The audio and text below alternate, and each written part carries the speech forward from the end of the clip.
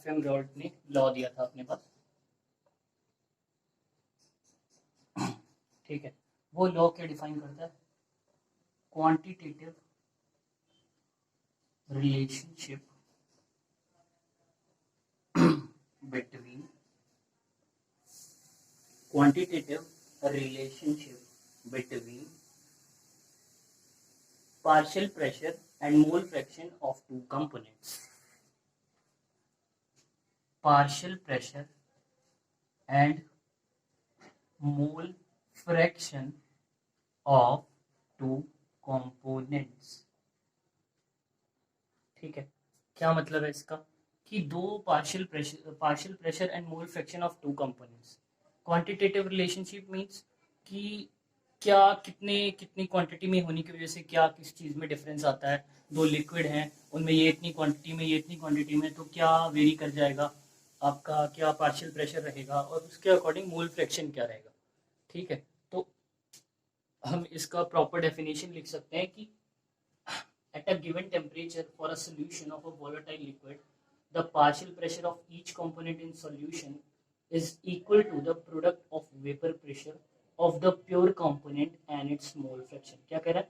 At a given temperature, किसी fix temperature पे किसी solution for a volatile solution, ठीक है, the partial pressure of each component in solution is equal to the product of vapor pressure of pure component and its mole fraction. ठीक है, ये मैंने आपको डिक्टेट कर दिया, आप खुद लिख सकते हैं। मैं आपको लिख के दिखा देता हूँ कैसे हुआ। Partial pressure of each component, चाहे वो मान लो ए है चाहे वो बी है, is equal to the product of partial pressure of its pure component multiplied with its mole fraction. ठीक है, दूसरा आपका पी बी के लिए भी यही रहेगा, P B not into X B. ठीक है, मतलब क्या है, जो ये मिक्स होने के बाद ये आपका प्रेशर ये आएगा और ये आएगा, इंडिविजुअल पार्शियल प्रेशर। ठीक है, बट इसका इक्वल किसके होगा? Partial pressure of a component A या B is equal to the product of mole fraction है उनके अपने रिस्पेक्टिवली और उनका पार्शियल प्रेशर जो कि क्या था, प्योर फॉर्म में था। पी ए और पी बी क्या है? जब ये दो लिक्विड आपस में मिक्स हो गए, इनके अलग अलग प्रेशर, जब ये अपने साथ मिक्स होने के बाद जो है वो अपना पार्शियल प्रेशर एयर में मैनेज कर रहे हैं, जो एरिया है। ठीक है, बट ये जो है ये क्या है, जब ये इंडिविजुअली एक कंटेनर में पड़े हुए हैं तब इनका क्या है, पार्शियल प्रेशर प्योर स्टेटस में क्या है। ठीक है, तो ये आपके पास आ गया। उसके बाद डाल्टन लॉ के अकॉर्डिंग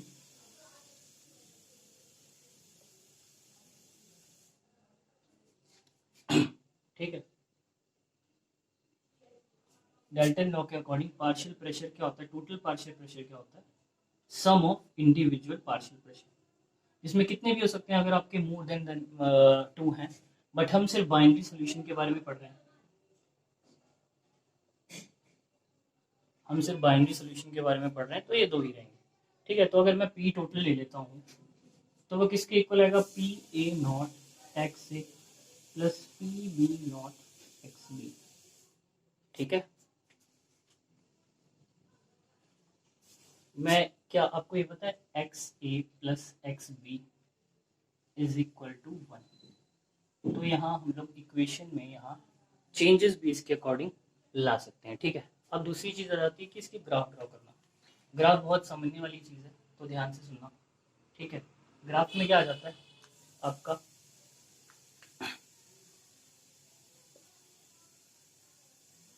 ये आपका आ जाता है वेपर प्रेशर। ठीक है, वाई एक्सिस पे, और एक्स एक्सिस पे आपका आ जाता है मोल फ्रैक्शन। लेट्स अज्यूम कि मैंने ये कंटेनर में ए और बी लिक्विड मिक्स कर लिया। मैंने कह दिया कि जो पी बी है, या सिंपली जो बी कंपोनेंट है उसका बॉइलिंग पॉइंट है कम और वेपर प्रेशर है ज़्यादा। तो आपको जनरली पता चल गया कि पी बी प्योर कंटेंट में जब पी बी प्योर होगा, सिर्फ अकेला लिक्विड पड़ा होगा, तो उसका पार्शियल प्रेशर जो है वो ज़्यादा होगा in comparison to P A not. ठीक है, तो मैं यहाँ वेपर प्रेशर ड्रॉ कर रहा हूँ और यहाँ मैं मोल फ्रैक्शन ड्रॉ कर रहा हूँ। लेट्स सपोज मैंने यहाँ मैनेज कर लिया कि एक्स ए, यहाँ पे मोल फ्रैक्शन ऑफ ए मैक्सिमम था और एक्स बी तो था ही नहीं। मैं क्या अज्यूम कर रहा हूँ, मैंने कंटेनर लिया उसमें सिर्फ ए पड़ा हुआ है, ठीक है, ए में अब मैं बी डालना शुरू कर रहा हूँ। ठीक है, लेट सपोज कि ए आपका क्या हो गया, यहाँ सॉल्वेंट हो गया, और डाल क्या रहा हूँ मैं, सोल्यूट ए। तो जब कल्ला सॉल्वेंट पड़ा हुआ तो इसका प्रेशर कहीं पी ए नॉट होगा। ठीक है, और मोल फ्रैक्शन इसकी होगी 1। बट जैसे जैसे मैं क्या करूंगा, एक्स बी इसमें ऐड करता जाऊंगा, तो एक्स बी एक टाइम पे मैक्सिमम हो जाएगा और एक्स सी जो है वो आपका बिल्कुल फिनिश्ड हो जाएगा। ठीक है, और जब ये कम होगा पी ए नॉट, तो इसका जो है ये पी ए हो जाएगा। ठीक है, ये क्या हो गया, पी ए हो गया। क्यों, क्योंकि मैं अब मिक्स करता जा रहा हूँ। ये जो प्रोसेस है, यहाँ मोल फ्रैक्शन ऑफ बी डल रहा है डल रहा है डल रहा है, तो ये पी ए हो गया पी ए नॉट के जगह। क्यों, क्योंकि दूसरा कंपोनेंट भी आ गया, तो पेयर कंपोनेंट तो रह नहीं गया। और एट अ टाइम जो है, जब एक्स बी पहुंचेंगे, एक्स बी रह जाएगा, ओनली एक्स ए खत्म हो जाएगा। तो यहाँ क्या बच जाएगा आपके पास, ओनली पी बी नॉट बच जाएगा। ठीक है, कंडीशन है जस्ट ग्राफ ड्रॉ करने के लिए। ठीक है, तो यहाँ पर क्या था, आपका पी बी नॉट जो है वो यहाँ पर एकदम कम था। यहाँ देख रहे हो, ये पी बी जो है ये बढ़ने की क्वांटिटी है। पी बी का वेपर प्रेशर बढ़ता जा रहा है जब उसका मोल फ्रैक्शन बढ़ रहा है, और यहाँ मोल फ्रैक्शन ऑफ ए कम होता जा रहा है, तो पी ए नॉट का जो है वो वेपर प्रेशर जो है वो कंपोनेंट का कम होता जा रहा है। ठीक है, अब जब इन दोनों को हम ज्वाइन करते हैं इस लाइन को, तो ये हमको बताता है पी एस मीन्स के P of A plus P of B.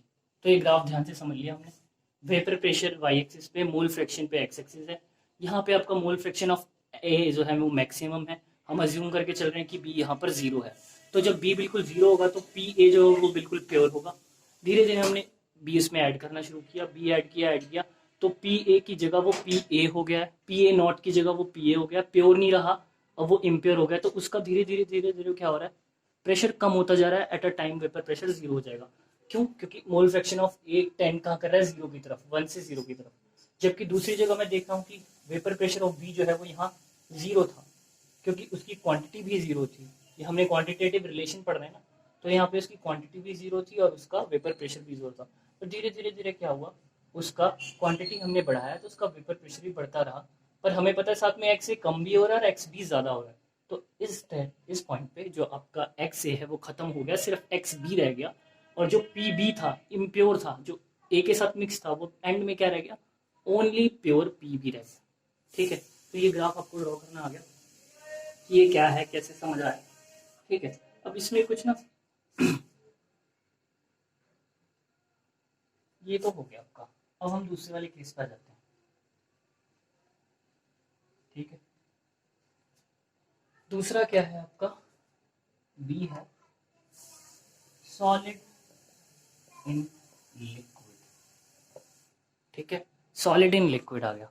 तो सॉलिड इन लिक्विड करने से पहले मैं आपको पूछूंगा कि वेपर प्रेशर में जो है एक सॉलिड चीज को ऐड करने से क्या इम्पैक्ट पड़ेगा। तो मैंने क्या किया, एक सॉलिड चीज जो है वो ऐड कर दी, किसमें, एक लिक्विड में। क्योंकि ये लिक्विड क्या है आपका, सॉल्वेंट है, और सॉलिड क्या है आपका, सोल्यूट है। तो मैं आपको बताता हूँ, आपने पढ़ा होगा कि इवेपोरेशन जो है प्रोसेस, वो सरफेस फिनोमिना है, और वो सरफेस एरिया पर डायरेक्टली प्रोपोर्शनल होता है। कि इवेपोरेशन उतनी ज्यादा होगी जितना ज्यादा आपका सरफेस एरिया होगा, जितना कम आपने सरफेस एरिया कर दिया उतना ज्यादा इवेपोरेशन होगा, इतना कम इवेपोरेशन होगा। अब मैं आपको एग्जांपल दे देता हूँ इवेपोरेशन और सरफेस एरिया का। कि अब बड़ी सी लेक देखोगे ना, बड़ा सा कंटेनर रख दो, उसमें 1 लीटर पानी रखो, छोटा सा ब्रीक उसकी वो हो, ओपनिंग हो, और 1 लीटर पानी उसमें रख दो, बॉटल में रख दो और एक डोंगे टाइप में रख दो। तो क्या 1 घंटे बाद देखोगे तो किसका वाटर ज्यादा कम होने के चांसेस है, जो आपका ओपन डोंगा होगा, क्योंकि उसका सरफेस एरिया ज्यादा है। तो सरफेस एरिया इवेपोरेशन का फेनोमेना है, डायरेक्टली प्रोपोर्शनल है। बट क्या हुआ, आपने लिक्विड में सॉलिड ऐड कर दिया, जो लिक्विड पहले वोलेटाइल था, सॉलिड के आने की वजह से उसका सरफेस एरिया कम हो गया। सरफेस एरिया कम हो गया तो ये एक यूनिवर्सल फिनोमिना है कि जब भी आप एक सॉलिड नॉन वोलेटाइल, वो की वोलेटाइल तो होगा नहीं, अब नॉन वोलेटाइल भी आपको पता होना चाहिए कि कोई सॉलिड उड़ तो जाएगा नहीं। लाइक इन केस में अगर नमक और पानी को मिक्स करता हूँ तो कभी नमक तो उड़ नहीं जाता है हवा में ना, वाटर उड़ जाता है, वाटर के वेपर बन जाते हैं। तो सॉलिड जो है वो आपका नॉन वोलेटाइल रहेगा परमानेंट बेसिस पे। ठीक है, कुछ एक्सेप्शन हो सकते हैं, वो हम यहाँ डिस्कस नहीं करेंगे, वो सिर्फ वो बहुत ही रेयर एक्सेप्शन है, उनके बारे में बात करके फायदा भी नहीं। तो सॉलिड आपका हमेशा नॉन वोलेटाइल रहेगा, लिक्विड आपका जो रहेगा वो वोलेटाइल रहेगा। तो ऐसा सॉलिड डाला हमने जो कि नॉन वोलेटाइल है, उसने सरफेस एरिया कम कर दिया किस पार्ट का, वोलेटाइल पार्ट का। तो आपका वेपर प्रेशर जो है नेट आफ्टर डिसोल्यूशन क्या होगा, कम हो जाएगा, होना ही है। ठीक है, तो उसके ऊपर हमने एक सिनेरियो बनाया। हमें पता है पी क्या होता है, P A plus P B by Dalton law. ये तो आपका इंडिविजुअल जो बताता है रॉल्ट लॉ होता है, और ये जो नेट बताते हैं आपका डेल्टन लॉ बताता है। तो मैं इसको ऐसे लिखता हूँ, P A not X A plus P B not X B. ठीक है, मैंने कह दिया ये आपका सॉलिड ए था, लिक्विड आपका बी था। तो आपको पता है कि सॉलिड जो है वो नॉन वोलेटाइल है, तो पी ए नॉट होने के चांसेस ही नहीं है। उसका पार्शियल प्रेशर, उसका वेपर प्रेशर होगा कैसे जब वो उड़ ही नहीं सकता। तो पी ए नॉट जीरो हो गया, because A is non volatile. ठीक है, ए इज नॉन वोलेटाइल। तो आपका इक्वेशन कुछ ऐसी मॉडिफाई हो जाएगी, P is equal to P B not X B. मैंने क्या सोचा, मैंने सोचा कि मैं ना इसमें एक्स बी भी इन्वॉल्व कराऊँ, एक्स ए इन्वॉल्व कराऊँ। तो मैं one plus X X A plus X B क्या होता है, इक्वल टू वन होता है। तो मैंने क्या किया, एक्स बी को लिख दिया वन माइनस एक्स ए। ठीक है, कोई दिक्कत। अब यहाँ पे मैंने पी टोटल क्या आ गया, P B naught one minus X A. ठीक है, ये पी टोटल है, P B not into one minus X A. तो मैं इसको कुछ ऐसा लिख सकता हूँ, P upon P B naught one minus X A. ठीक है, या मैं कुछ ऐसा लिख सकता हूँ, P is equal to P B not minus P B not X A. इसको उधर ले जाऊँ और इसको इधर ले आऊँ, तो P B not X A is equal to P B not minus P X A is equal to P B not minus P upon P B not. ठीक है, तो क्या देख रहे हो आप, यहाँ क्या चीज़ पता चली, ये पी बी नॉट आपका जो है वो वोलेटाइल सॉल्वेंट का क्या था, प्रेशर था, वेपर प्रेशर था, या प्रेशर पार्शियल प्रेशर था। At what condition, at pure condition. और जब हमने ऐड करा तो ये पी एस आया, पी ऑफ सोल्यूशन आया है ना, ये सोल्यूशन का प्रेशर है। ठीक है, तो क्या हुआ, ये क्या होगा, रिलेटिव लोअरिंग हो रही है। मीन्स के कोई ये इससे नेगेटिव आ रहा है, मोल फ्रैक्शन आपका नेगेटिव तो आ नहीं सकता है। मतलब कि यहाँ जो है पी बी नॉट बड़ा होगा, मतलब कि प्योर सॉल्वेंट का जो वेपर प्रेशर या पार्शियल प्रेशर है वो ज़्यादा होगा as compare to the solution. तो यहाँ पे क्या हुआ, लोअरिंग हुई, और हमने किससे डिवाइड कर दिया इसको, पी बी नॉट से। तो ये क्या होगी आपकी relative lowering in vapour pressure. ठीक है, ये समझ आया आपको कि relative lowering in vapour pressure क्या हो गया, है ना, क्या कंसेप्ट आ गया यहाँ पे। ठीक है, ये चीज पता चली आपको।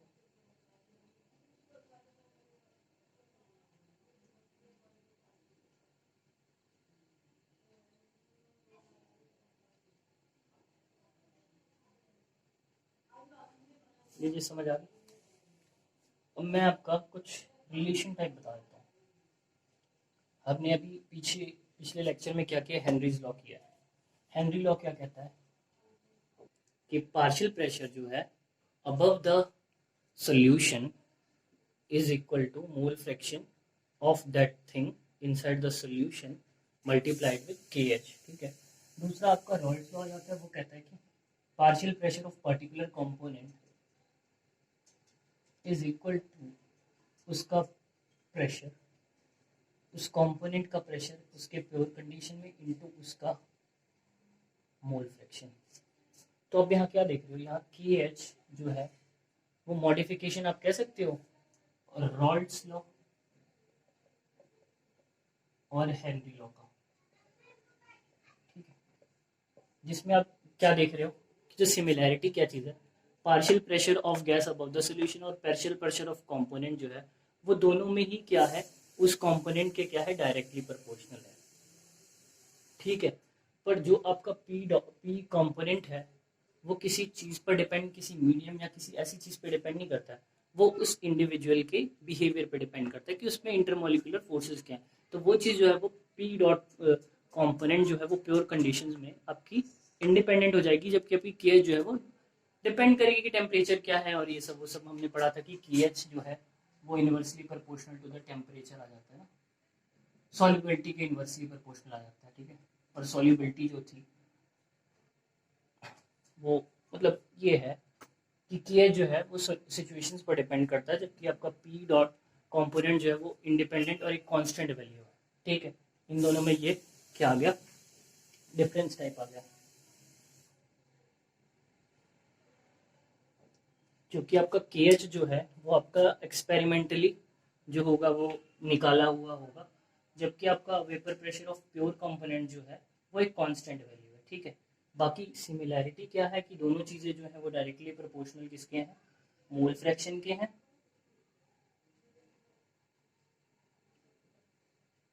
और ये जो दोनों चीज़ें किसके लिए वैलिड है, वोलेटाइल कंपोनेंट के लिए ही वैलिड है। अगर आपके पास एक भी चीज़ वोलेटाइल नहीं है सोल्यूशन में, तो आपका ये लॉ जो है वो लग नहीं सकता, ठीक है। अब दो चीज़ आ जाती हैं,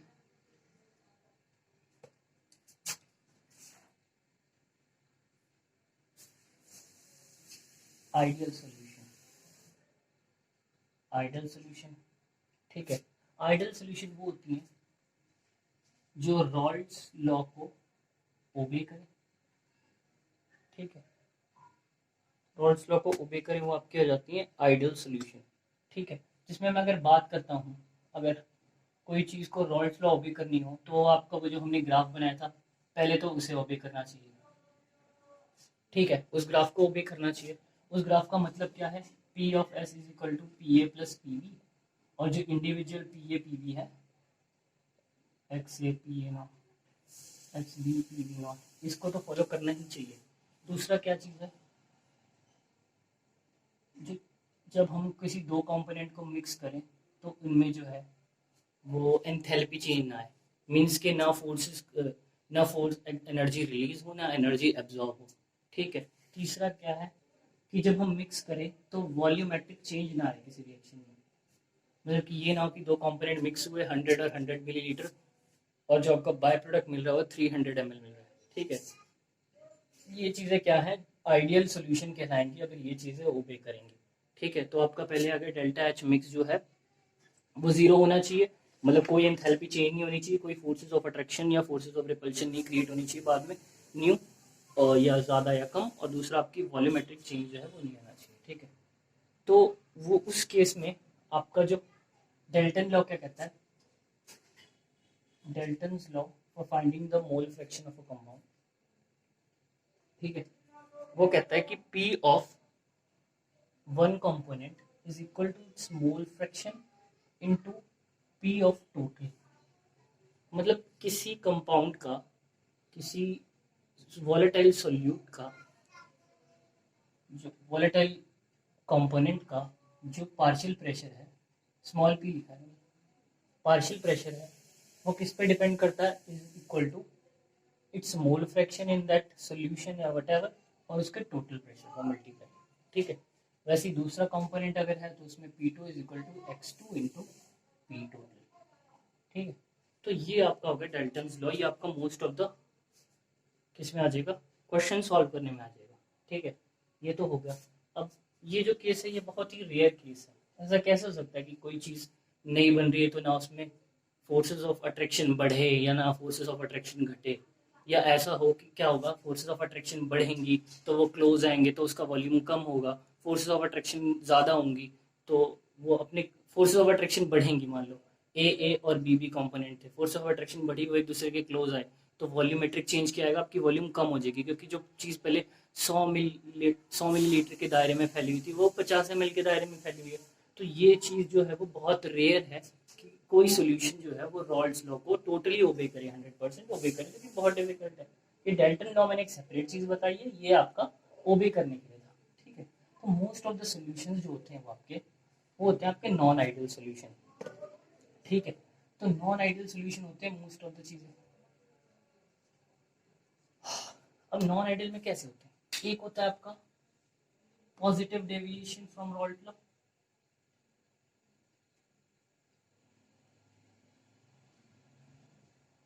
जो आपका रॉल्ट्स लॉ कह रहा है उससे कुछ ज्यादा आना, और दूसरा आपका लगता है नेगेटिव डेविएशन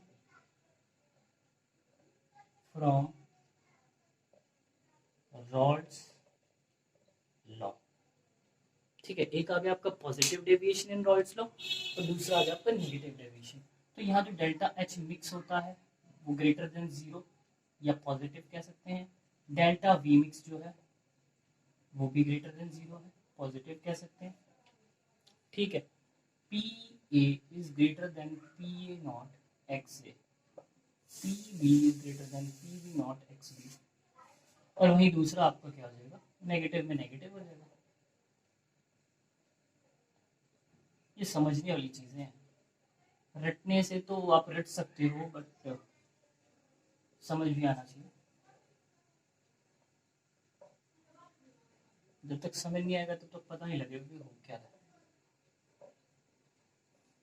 ठीक है, ये हो गया। अब मैं कह रहा हूँ पहले पॉजिटिव डेविएशन पढ़ लेते हैं। Positive deviation from Rawls law कहता है कि जो आपका चेंज इन एंथैल्पी है वो बढ़ जाएगा। ठीक है, मींस के जो है आपका ए कंपोनेंट बी कंपोनेंट के साथ मिक्स हुआ किसी सॉल्यूशन में, तो आपका जो ए बी इंटरेक्शन न्यू बनी, ठीक है, वो क्या बनेंगी, वो आपकी वीकर बनेंगी। यहाँ स्ट्रॉन्ग था, यहाँ स्ट्रॉन्ग था, यहाँ हो गया वीक, इंटरेक्शन हो गई वीक। तो देखो जब कोई भी वीक चीज बनती है, देखो क्या होता है, कोई प्रोसेस जो होता है उसे हम कहते हैं फिजिबल, और वो फिजिबल तब होता है जब वो एनर्जी को रिलीज करे, मींस के वो एक्सोथर्मिक प्रोसेस हो। तब क्या होता है, जो आपका वीक बॉन्ड होता है वो एट द एंड जो आपका प्रोडक्ट बनता है वो स्ट्रॉन्ग बॉन्ड बन जाता है। तो उस प्रोडक्ट को कहते हैं स्ट्रॉन्ग बॉन्ड। कोई भी चीज स्टेबल है, ठीक है, वो स्टेबल क्यों, क्योंकि उसकी एनर्जी कम हुई। और उसकी एनर्जी कब कम हुई, जब उसने एनर्जी रिलीज की। बट यहाँ देखोगे ना, तो यहाँ जो आपका एंथैल्पी है वो पॉजिटिव आएगी। पॉजिटिव आएगी मीन्स कि ये जो स्ट्रॉन्ग बॉन्ड से वीक बॉन्ड बना है, स्ट्रॉन्ग बॉन्ड से वीक बॉन्ड बना है, तो क्या होगा, ये स्ट्रॉन्ग थे तो क्या था, इंडिविजुअली जो इनका प्रेशर था, इंडिविजुअली बात कर रहा हूँ, वो था कम। बट जब इनका सोल्यूशन बना जो कि बना वीक, तो मैंने क्या कहा था, जब भी वीक इंटरमोलिकुलर फोर्सेस आ जाएंगी तो इनके बीच में वीक बॉन्ड हो गया, जो कि पहले ए का बॉन्ड जो स्ट्रॉन्ग था, बाद में ए बी का बॉन्ड जो है वो वीक हो गया। वीक होने की वजह से जल्दी वो बॉइलिंग पॉइंट उसका जल्दी आ जाएगा और उसका वेपर प्रेशर जो है वो ज्यादा हो जाएगा एज कम्पेयर टू आपका रॉल्स लॉ जो दिया हुआ था। तो अगर आप पॉजिटिव डेविएशन का ग्राफ ड्रॉ करते हो, तो मैंने आपको जो जनरल ग्राफ ड्रॉ करवाया है वो कुछ ऐसा था, बट ये जो है ये कुछ ऐसा होगा। जो भी चीजें जा रही थी वो बढ़ जाएंगी, ठीक है, और ये जो आपका सोल्यूशन का बना था ये भी आपका इंक्रीज कर जाएगा। ठीक है, तो हर चीज में क्या होगा, एक एक उभार, एक बढ़ाव नजर आएगा। क्यों बढ़ेगा, क्योंकि आपका जो है स्ट्रॉन्ग से वीक बॉन्ड बने, वेपर प्रेशर जो है वो जो आपका नॉर्मली आना चाहिए था उससे ज्यादा आया, क्योंकि ये आइडियली तो बिहेव कर नहीं रहा है। ठीक है, और वॉल्यूम अब क्या हुआ, पहले ये स्ट्रॉन्ग स्ट्रॉन्ग फोर्सेस है तो 100 सेंटीमीटर क्यूब के एरिया में थे, मैं एक एग्जांपल दे रहा हूँ, और अब ए बी वीक हो गया तो दूर दूर होंगे, थोड़े से कमजोर सा बॉन्ड है, दूर है, तो क्या होगा, 100 200 होना चाहिए था। बट मैं कह रहा हूँ कि भाई वॉल्यूम तो मेरा आ गया 300 सेंटीमीटर क्यूब, तो क्या हुआ है, वॉल्यूम जो है वो आपका बढ़ गया, इस वजह से आपका 300 सेंटीमीटर क्यूब आया। दूसरे केस में आपका आ जाएगा सब कुछ नेगेटिव है, तो ए प्लस बी जो है दो कॉम्पोनेंट मिक्स होंगे, तो जो ए बी बनेगा यहाँ स्ट्रॉन्ग फोर्सेज ऑफ अट्रैक्शन आ जाएंगे। ठीक है, स्ट्रॉन्ग फोर्सेज ऑफ अट्रैक्शन आने की वजह से क्या होगा, जो ये पहले पी ए नॉट और पी बी नॉट जो थे वो ज्यादा थे, ये ज्यादा थे, बट जब सोल्यूशन बना तो ये क्या हो गए, कम हो गए। क्यों कम हो गए, क्योंकि पहले वीक बॉन्ड ऑफ थी तो बॉइलिंग पॉइंट लो था, तो vapour pressure in individual components का ज्यादा था। बट ये जब सोल्यूशन में गए, इन्होंने प्रोडक्ट बनाया, तो क्या होगा, इनमें स्ट्रॉन्ग बॉन्डेड आ गई और वॉल्यूम जो है वो आपका कम हो गया, श्रिंक हो गया।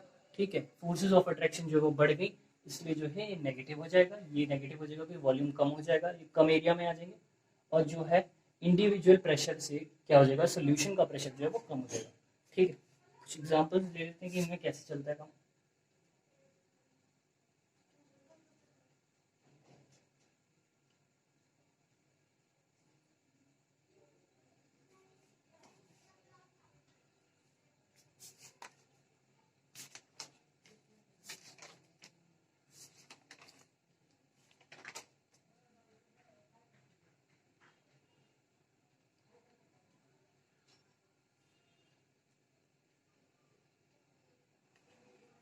मैं आपको नेगेटिव डेविएशन का जो है वो एक एग्जांपल देता हूँ।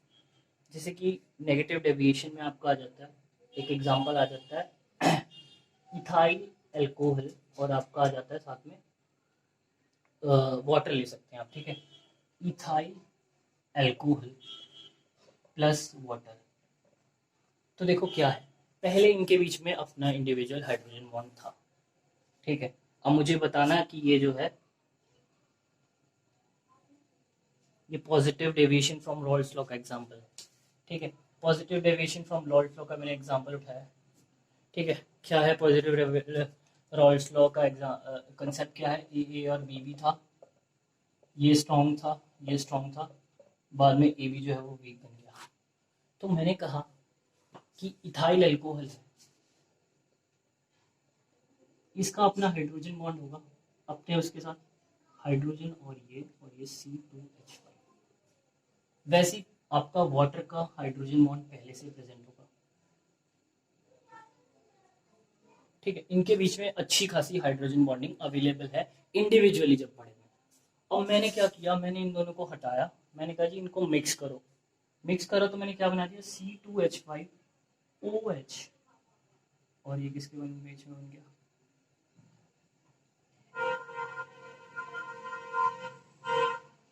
ठीक है।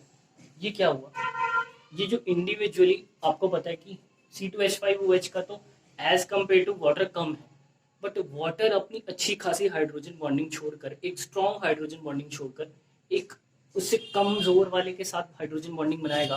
तो आपको पता है कि अगर मैं बॉन्ड स्ट्रेंथ की बात करूं तो ये ए बी और ये सी है ना।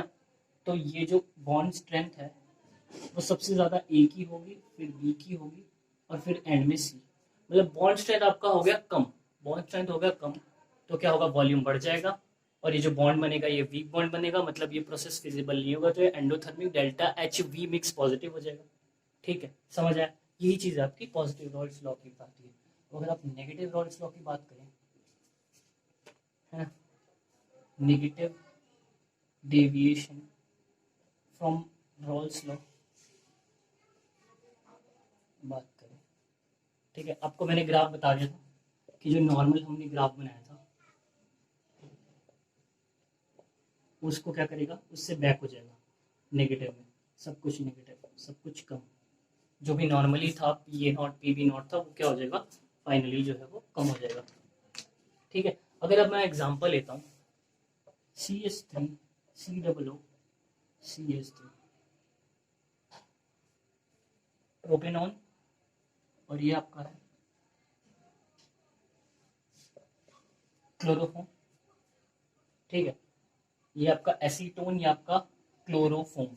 मैंने कहा था नेगेटिव डेविएशन में क्या होता है, कंसेप्ट ए बी बना, ठीक है, ए बी बना।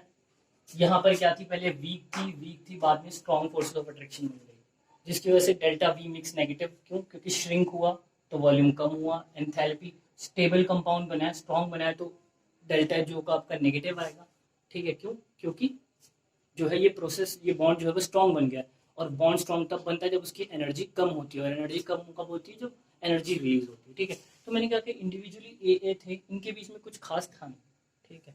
बट आपको पता होगा हाइड्रोजन बॉन्डिंग में एक एक्सेप्शन है कि क्लोरोफॉर्म, ऑल्दो तो आपको पता है कि फोन ही जो है वो आपके हाइड्रोजन बॉन्डिंग पार्टिसिपेट करते हैं, बट क्लोरोफॉर्म ऐसा एक है एक्सेप्शन जो कि क्या करता है, हाइड्रोजन बॉन्डिंग फॉर्मेशन करता है। तो मैंने क्या कहा, इंडिविजुअली इनके बीच में कोई हाइड्रोजन बॉन्ड नहीं था, बेसिक से बॉन्ड थे जो कि कोई स्ट्रॉन्ग नहीं है, बट जब ये मिक्स हुए आपस में तो इन्होंने ड्रॉ किया hydrogen bond which is the most strongest bond. तो क्या हुआ, ये बॉन्ड जो है वो आपका स्ट्रॉन्ग हो गया, और इसकी वजह से जो है वो आपका ये इंडिविजुअली से ज्यादा जो है वो स्ट्रॉन्गर बॉन्ड आया जब ये आपस में मिक्स हुए, इसलिए जो है ये नेगेटिव डेविएशन शो करेगा, ये आपस में श्रिंक हो जाएंगे जिसकी वजह से वॉल्यूम कम हो जाएगा, ठीक है। ये एक स्ट्रॉन्ग बॉन्ड बनेंगे जिसकी वजह से एनर्जी रिलीज होगी, तो सब कुछ यहाँ पे डेल्टा एच मिक्स जो है वो नेगेटिव हो गया, डेल्टा वी मिक्स जो है वो नेगेटिव हो गया, और बाकी सारे कंसेप्ट नेगेटिव हो जाएंगे, ठीक है।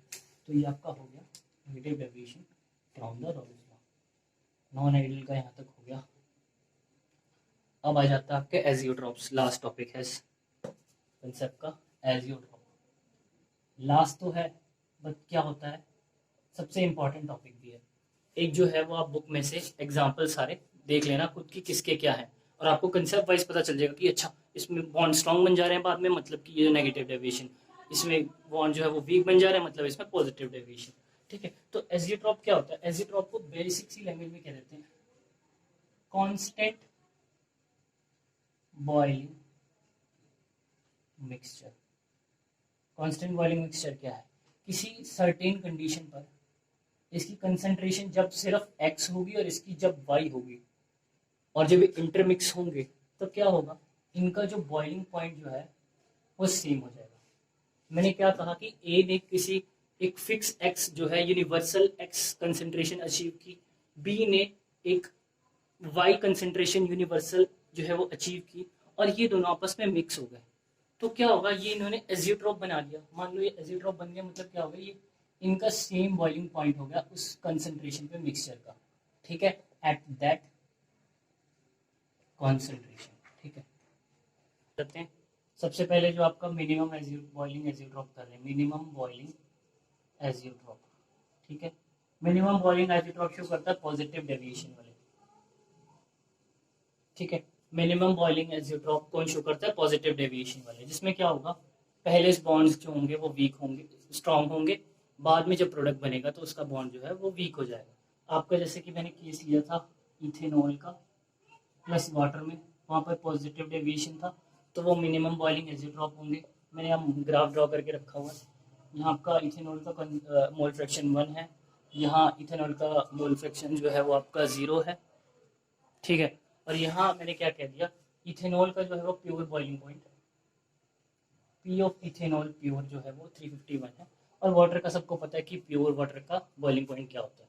ठीक है, तो मैंने कह दिया एट सर्टेन कंसंट्रेशन जब एक्स ऑफ वाटर जो है वो 0.096 है और एक्स ऑफ इथेनॉल क्या है? मोल फ्रैक्शन ऑफ इथेनॉल है 0.944। उस पर्टिकुलर कंसंट्रेशन पर ये जो वाटर और इथेनॉल मिक्स करते हैं तो ये क्या फॉर्म करते हैं? Minimum boiling azeotrope. ठीक है, और मिनिमम बॉइलिंग एजियोट्रॉप का टेम्परेचर क्या होता है?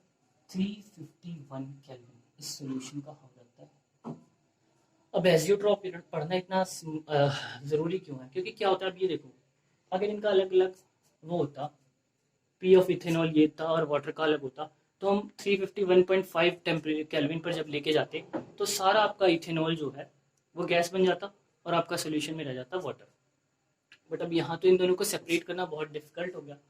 तो इसको डिफिकल्ट हो गया तो इनको सेपरेट करने के लिए डिफरेंट मेथड्स अचीव करते हैं हम लोग, डिफरेंट मेथड, जिसके बेसिक जो है, जब किसी भी चीज़ को हमने सेपरेट करना था तो हम डिस्टिलेशन करते हैं, हीट करते हैं, और दूसरी चीज़ को हम लोग क्या करते हैं, दो चीज़ों में से एक जो है जल्दी बॉयल हो जाती है, एक जो है वो लिक्विड में ही रह जाती है, तो हम उसको कंडेंस करके वापस ले लेते हैं। तो फ्रैक्शनल डिस्टिलेशन करेंगे अगर हम मिनिमम बॉइलिंग एजियोट्रॉप जो कि है पॉजिटिव डेविएशन वाले, तो हमको मैक्सिमम 95% इथेनॉल कंसंट्रेशन वाला सॉल्यूशन ही मिलेगा, इससे ज़्यादा नहीं मिल सकता बाय सिंपल फ्रिक्शन डिस्टिलेशन, जिसमें आप सिंपल एक फ्लास्क ले लेते हो, उसमें दोनों लिक्विड मिक्स कर देते हो, इसको हीट करते हो, फिर यहाँ से कंडेंसर लगा होता है, वो कूल करते हो तो आपका इथेनॉल जो है वो मैक्सिमम 95% इथेनॉल जो है वो मिल जाता है। यहाँ से वाटर डालते हो और यहाँ से वाटर निकाल लेते हो। ठीक है, तो मैक्सिमम जो है वो 95%, 100% इथेनॉल जो है फ्रैक्शनल डिस्टिलेशन से नहीं मिलेगा जब आपका एजियोट्रॉप अचीव हो जाए। ठीक है, तो ये बात अपने दिमाग में रखनी है। ठीक है, दूसरा चीज आपका आ जाता है मैक्सिमम बॉइलिंग एजियोट्रॉप। ठीक है, मैक्सिमम बॉइलिंग एजियोट्रॉप, जैसा कि आपको नाम से पता चल जा रहा है, ये किस में होता है? नेगेटिव डेविएशन में शो करता है। ये बनता है जो नेगेटिव डेविएशन में ऐसे एजियोट्रॉप्स बनते हैं। ठीक है, तो ये क्वेश्चन भी पूछ सकते हैं कहीं पे कि नेगेटिव डेविएशन में कौन सा एजियोट्रॉप शो होता है, तो वहाँ पे मैक्सिमम बॉइलिंग एजियोट्रॉप शो होता है। मैक्सिमम बॉइलिंग एजियोट्रॉप का मतलब क्या है? दो मिक्सचर है, एक का बॉइलिंग पॉइंट है 100 डिग्री सेल्सियस, दूसरे का 120, और जो आपने मिक्स कर दिया पर्टिकुलर कंसंट्रेशन, जब ये एजियोट्रॉप बन गए तो दोनों का मिक्सचर का बॉइलिंग पॉइंट क्या आ रहा है? 150 डिग्री, मैक्सिमम बॉइलिंग एजियोट्रॉप। तो उसमें आपके पास एक एग्जाम्पल आ जाता है, वो है आपका HCl का और वाटर का। जब हम HCl और वाटर को मिक्स करते हैं, x ऑफ HCl जो है वो 1, x ऑफ वाटर जो है वहाँ पे 0, x ऑफ HCl जो है यहाँ पे 0, तो यहाँ पर जो है आपका 373 डिग्री आएगा। प्योर वाटर का बॉइलिंग पॉइंट पता है आपको। ठीक है, दूसरी तरफ प्योर HCl का बॉइलिंग पॉइंट क्या है?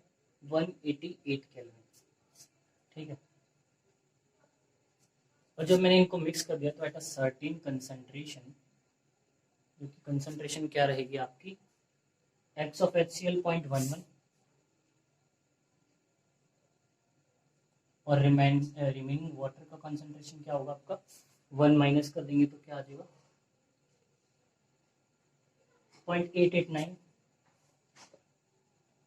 यहाँ पर आपका एजियोट्रोपिक मिक्सचर फॉर्म होगा जो कि दोनों के उससे क्या होगा ज़्यादा होगा, और which will be equal to 381.6 kelvin. ठीक है, तो 381.6 केल्विन आएगा इसका azeotrope. At this concentration the mixture of HCl and water will not be separated by a simple fractional distillation, and there will be a formation of azeotropic mixture which will boil at a constant temperature of both the mixture of at 381.6 kelvin. ये दोनों जो है वो 381.6 kelvin पर boil होंगे।